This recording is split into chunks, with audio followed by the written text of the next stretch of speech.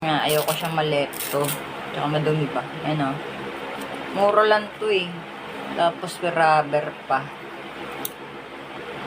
Tapos nakakahinga naman yung post niya. Ayoko lang nababasa yung paa niya kasi nga meron siyang parang butlig sa gilid ng paa. Eh, ayokong ma-irritate yun.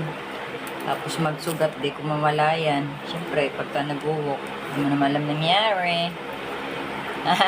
Salamat din. Ayan.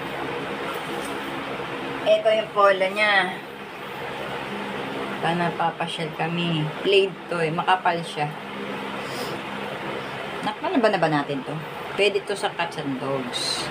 Ang cute kaya nito. Kasi malamig nga ngayon. Pero inubad ko to pag mainit na. Siyempre, ayoko naman siya mainitan. Tagal naman ito. Ito naman yung ano to.